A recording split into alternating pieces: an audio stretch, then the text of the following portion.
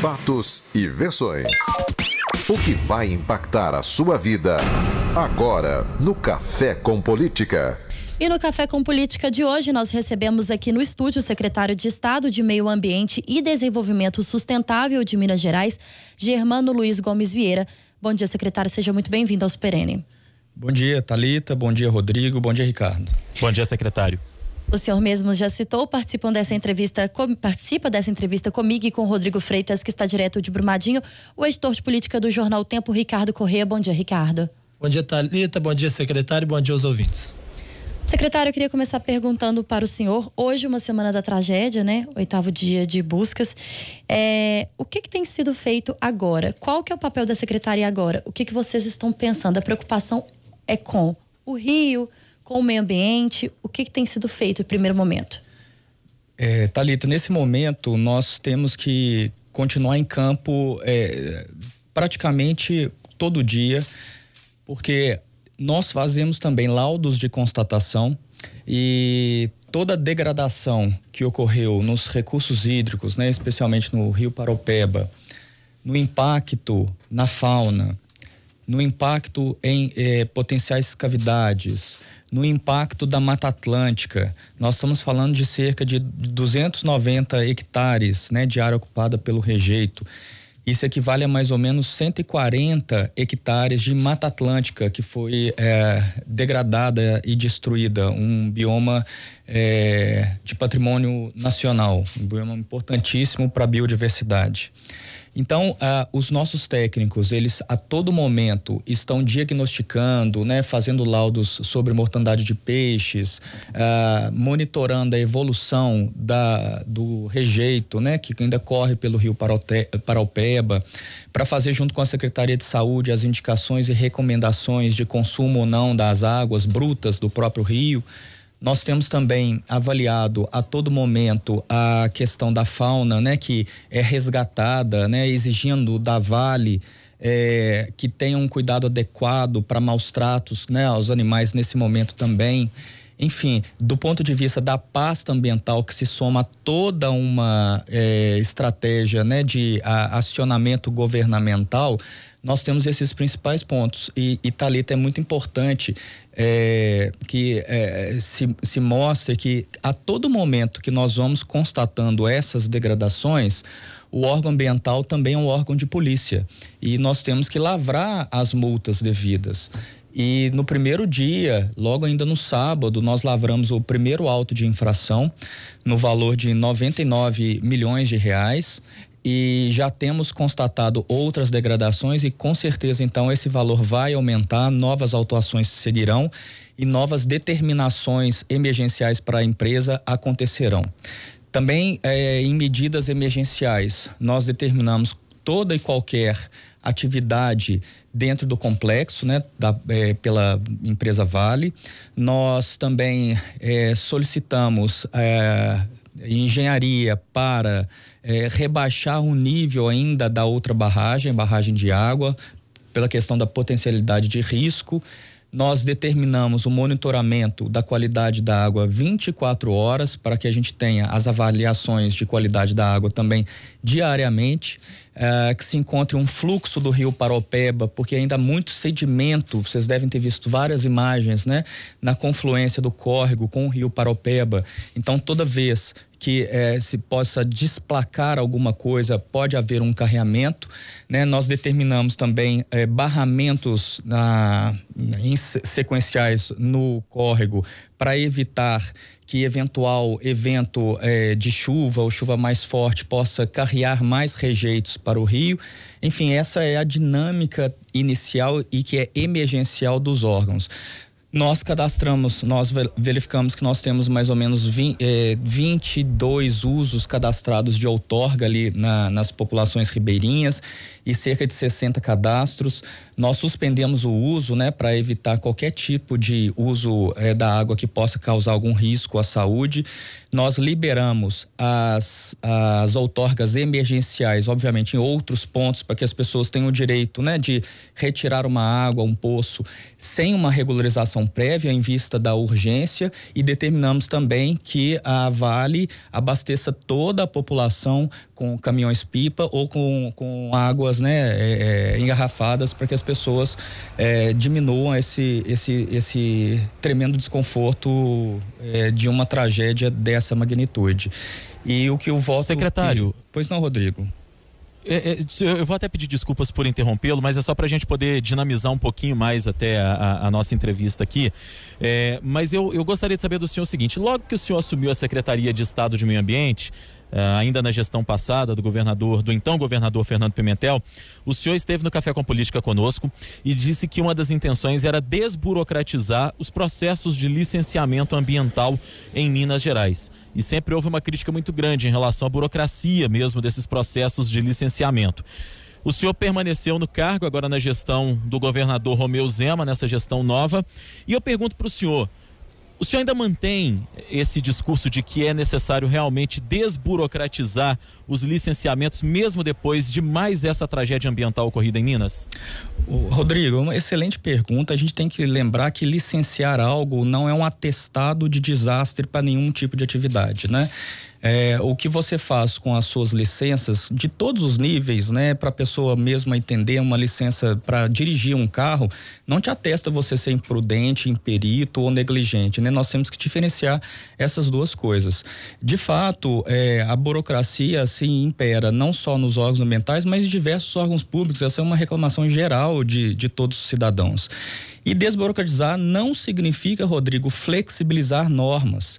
Do ponto de vista, inclusive, das atividades minerárias que são impactantes, os códigos que se mantiveram na reforma administrativa que foi feita por um Conselho de Meio Ambiente, do qual fazem parte Ministério Público, academia, conselhos de classe, sociedade civil, poder público, eles não diferenciaram porte para barragem, ou seja, os empreendimentos que são impactantes sim, e continuarão sendo tratados como impactante. Essa norma, inclusive, ela foi discutida por cerca de 100 técnicos, dezenas de reuniões foram realizadas, audiência pública, audiência pela internet, ou seja, havia uma consulta pública na internet, onde nós tivemos mais de 600 manifestações. Enfim, foi uma análise bem técnica do processo, e a norma ainda trouxe para Minas Gerais a inserção de fatores locacionais. O que significa isso? Além de você classificar um empreendimento, Rodrigo, ou uma atividade pelo porte dela, ou seja, pelo tamanho e pelo potencial degradador que ela possa ter no meio ambiente em relação à água, solo e ar, ela também hoje em Minas Gerais é classificada, isso é o único estado, pelos fatores locacionais, que é a presença da Mata Atlântica, de cavidades, de rios que são importantes, são áreas importantes para mananciais, né? Enfim, nós tivemos essa discussão bastante ampla, e do ponto de vista de empreendimentos de grande impacto, como desses da atividade minerária, eles continuam tendo o mesmo rigor.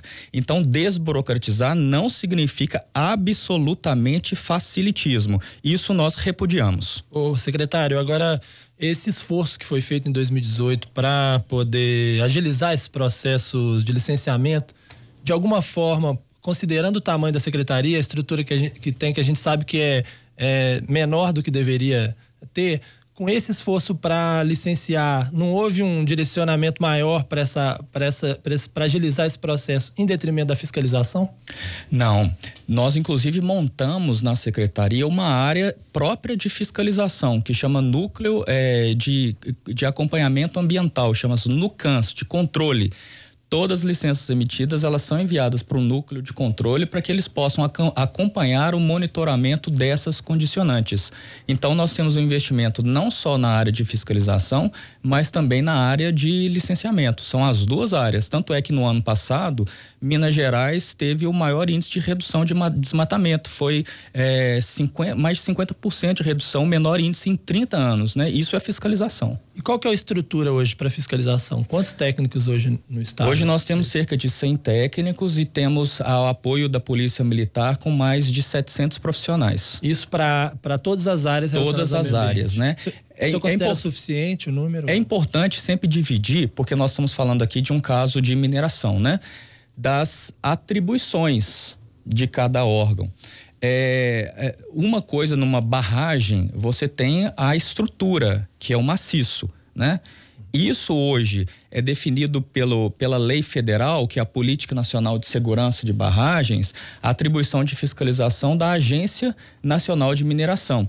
E eles criam uma metodologia que é a elaboração de auditorias que vão gerenciar o acompanhamento da situação desse maciço. Isso quem faz são os auditores independentes, e inclusive os que estão sendo investigados agora e alguns presos, né?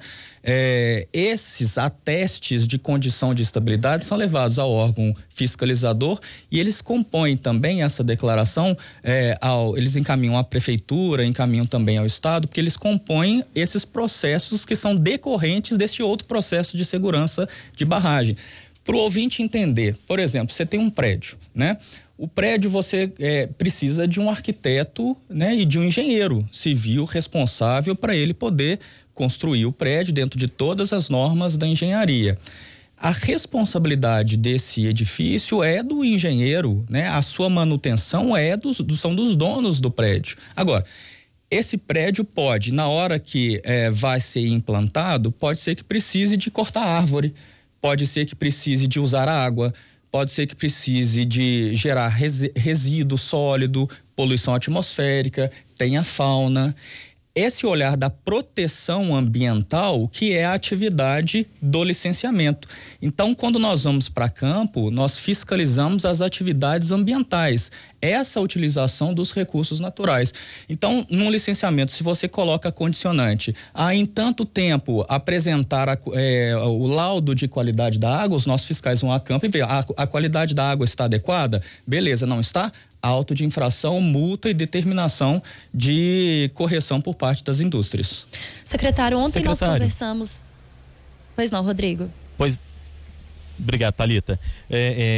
Como a gente disse, tem um pequeno delay aqui que às vezes nos faz a gente se atropelar aqui, mas, secretário, o senhor assinou em dezembro de 2017 uma deliberação normativa de número 217 que teria reduzido etapas do licenciamento ambiental em Minas. E a gente tem uma informação de que a Vale teria se beneficiado dessa medida para fazer alterações na barragem que se rompeu aqui na sexta-feira passada.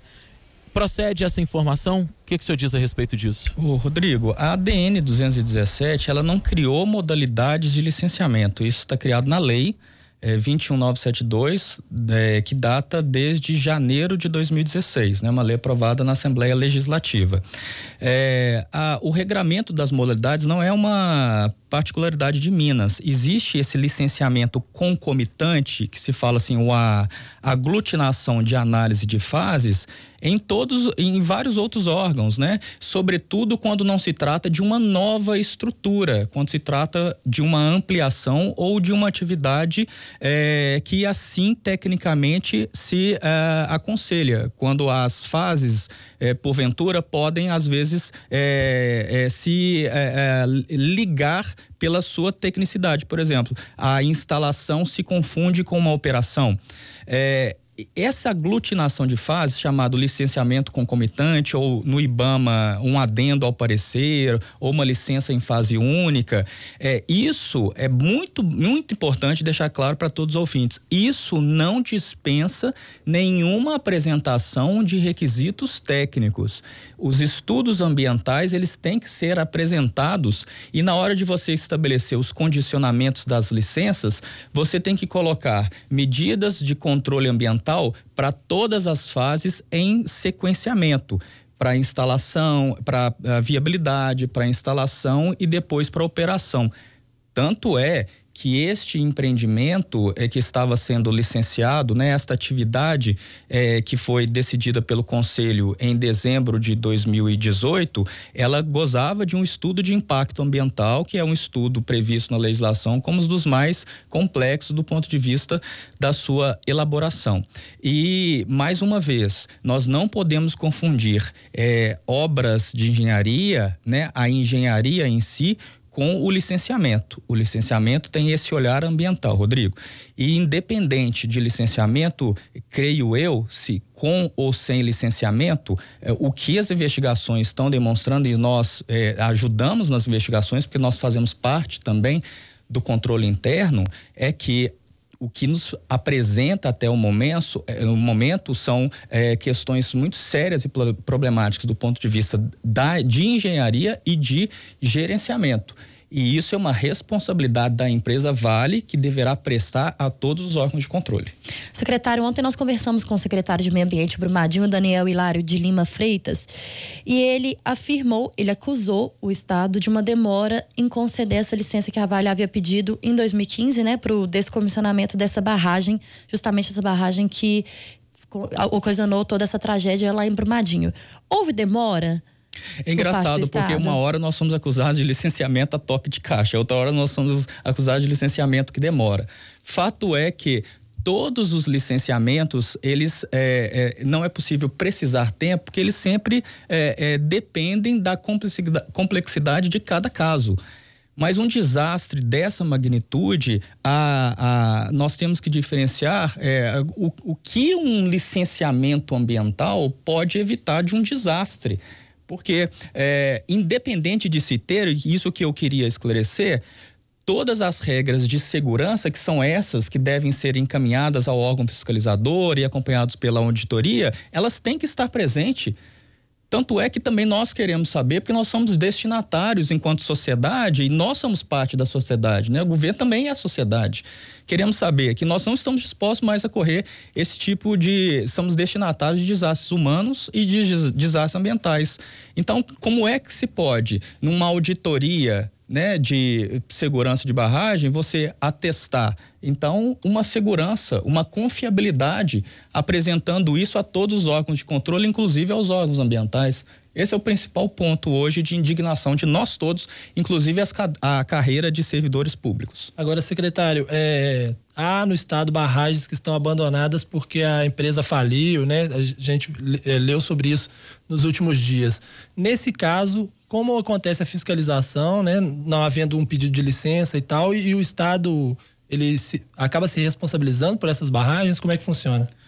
Ricardo, nós temos aqui um programa justamente para acompanhar essas informações, para a gente solicitar sempre dos órgãos posturas que não estejam sendo às vezes tomadas pelos seus empreendedores, né? Minas Gerais tem um programa de informação que goza do cadastro hoje de 688 barragens de mineração e indústria, dos quais 677 são declaradas estáveis pelos respectivos auditores. Vamos filtrando mais, né? Nós temos cerca de 200 barragens de mineração, né? 400 de mineração, cerca de 200 barragens hoje precisam de ser priorizadas a fiscalização. Todas as vezes que me chega um laudo, né, de que o auditor não conclui pela estabilidade ou ela não é declarada estável, a Fundação Estadual do Meio Ambiente, que tem esse programa, ela manda o órgão mais atenções para o órgão fiscalizador, solicitando, olha, atenção, nós temos aqui um auditor que não está concluindo pela sua estabilidade. E, além disso, nós acionamos a Advocacia Geral do Estado para entrar com ações judiciais contra esses empreendedores, né? São essas as principais medidas. Verificamos as questões de licenciamento para não permitir que nenhum licenciamento seja dado, obviamente, para uma barragem que não esteja com a segurança garantida, e acionamos imediatamente a justiça, né? Do parte do acionamento à justiça, inclusive nós temos casos em que nós ganhamos a ação e não conseguimos executar, porque os empreendedores evadem, não é? Então é muito importante essa parceria com o Ministério Público, porque nos ajuda a instaurar também processos criminais, que a tutela desse tipo de ação penal é do Ministério Público, para a gente alcançar mais a punibilidade. O que nós temos vendo hoje, gente, é que todos os órgãos têm que assumir as suas responsabilidades e fazer a sua parcela, tá? Muito me encanta mesmo de ver outros órgãos hoje uma certa convergência de ações que nós não víamos, né, antes desse desastre. Nós vimos o presidente do Supremo Tribunal Federal falando da necessidade do judiciário ser mais efetivo nas ações criminais, nas ações pós-Mariana, na Procuradora-Geral da República cobrando novas posturas de engenharia, no governo federal criando grupo de trabalho para alteração legislativa, na Assembleia já dando indício que nas primeiras temáticas que serão tratadas, né, começa hoje, inclusive, será a questão das seguranças de barragem, de processos, um processo legislativo que está lá, das prefeituras também acompanharem de perto, né, como não só acompanhar a parte econômica, mas também a parte desse cuidado na hora de se declarar as situações de conformidade com as regras municipais, dos órgãos ambientais também sempre terem a tutela ambiental, essa parte ambiental, verificando, né, se uma vez a barragem não está declarada, também não ter nenhuma licença. Agora, esse caso é uma peculiaridade, né? Se tratava de uma barragem inativa, então, um processo ambiental com uma declaração agora recente, né, de estabilidade de setembro, diferente do caso de Mariana, que estava em operação, essa não estava, e que nos levantou um ponto de atenção muito forte, Thalita. Porque acho que independente agora dessa questão de segurança, nós temos que ter medidas muito mais drásticas, né? Porque nós, infelizmente, nós não temos mais condição de sofrer com tragédias dessa magnitude. E foi por isso que na quarta-feira agora a Secretaria tomou essa medida concreta, né? Independente de ser nossa competência essa fiscalização, de nós determinarmos a apresentação para os órgãos competentes e logo para nós a descaracterização de todas as barragens a montante em Minas Gerais, né? Sejam aquelas que estão inativas e sejam aquelas que estejam em operação com declaração de estabilidade. Pois mas aí no caso dessas inativas, nós estamos falando, por exemplo, em Rio Acima, de uma que a empresa australiana quebrou, faliu, não está mais no Brasil. Quem vai fazer a descaracterização dessa barragem? A Copasa está num processo de licitação, porque essa é justamente uma que houve a ação judicial, nós ganhamos e não executamos. Infelizmente, cabe a quem? A sociedade. Eu digo isso porque o poder público gere dinheiro de todos. Então, sabe o que acontece? Nós vamos pagar. Todos nós vamos pagar para o descomissionamento dessa atividade. Isso é uma inversão completa do princípio do poluidor-pagador. Aquele que polui tem que arcar com os custos da poluição. Mas nesse caso nós temos que executar, eu acho que, né, todos vão compreender, haverá um gasto público, mas justificado. Mas, desculpa insistir nessa questão. Secretário, perdão. Mas só porque, né, nós vamos pagar, a sociedade vai pagar, mas quem errou a ponto de chegarmos nesse ponto de termos que pagar do bolso algo que não deveria ter sido pago pelo poder público? De quem é a culpa nesse caso? Da empresa. Como é que pode abandonar um caso assim? Abandonaram, foram embora, deixaram a barragem lá, e quando nós entramos para fazer enquanto Estado, para executar as medidas emergenciais, você não conseguia nem fazer a citação da empresa, porque não tinha mais nem sequer representantes. Então, mas a culpa é da empresa, mas no fim das contas, ela não vai pagar por isso, né? Pois deve pagar. Essa é a nossa sugestão para o Ministério Público, para ingressar com a parte criminal, para que a gente possa, via Interpol, acionar essas pessoas e buscar ela em qualquer lugar do mundo que estejam.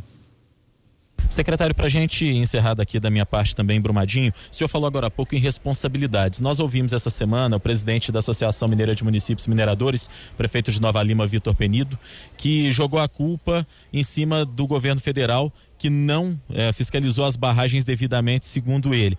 Mas, ao mesmo tempo, a Thalita relembrou que o secretário de Meio Ambiente aqui de Minas Gerais culpou também a Secretaria de Meio Ambiente de Minas Gerais, que, segundo ele, demorou a conceder o licenciamento para o descomissionamento dessa barragem que se rompeu aqui na sexta-feira passada. E aí eu pergunto para o senhor, enquanto agente do poder público, o senhor está na Secretaria de Meio Ambiente há muitos anos, é um servidor de carreira, inclusive, o senhor se sente de alguma maneira responsável pelo que aconteceu? Rodrigo, todos têm que, na medida das atribuições, né? Porque responsabilidade é uma palavra que é utilizada muito no direito para criminalizar. Outra coisa são as atribuições, né? Enquanto gestores, né? Daquilo que os órgãos devem fazer. E nós devemos atuar visando a descaracterização dessas atividades. Eu não tive a oportunidade de vir aqui na Rádio Super no ano passado, mas eu fui em outras rádios falar sobre a necessidade de alternativas tecnológicas à gestão das barragens, né? Por exemplo, reaproveitamento de rejeito, Rodrigo. A China faz isso. Ontem eu dei uma entrevista para um canal chinês. Já chegam a quase 12% do reaproveitamento de rejeito em produto da construção civil. Nós temos outras tecnologias que estão sendo agora apresentadas, como empilhamento a seco, separação magnética, utilização de cava. Então, da parte ambiental, nós temos essa gestão a ser fomentada e precisamos incrementar mais, Rodrigo, isso. E para isso, Rodrigo, precisa muito de uma lei que oriente, né, o poder executivo, porque o poder executivo, como o próprio nome diz, ele executa. Ele depende de uma regra, ele depende de uma lei. Agora, todos os demais órgãos, e o prefeito Vitor está correto, sobretudo de fiscalização, precisam atuar. Nós temos visto agora, por exemplo, ontem mesmo, se entrar nos portais da ANA, estão determinando fiscalizações prioritárias. A Agência Nacional de Mineração já coloca quais são as barragens amontantes que eles vão atuar, né? Nos preocupa sempre, Rodrigo, né? Essa estruturação da agência, e aí nesse momento acho que todo mundo tem que se unir para solicitar e até exigir uma postura de estruturação dessas agências para que a gente tenha um meio ambiente mais seguro para a população.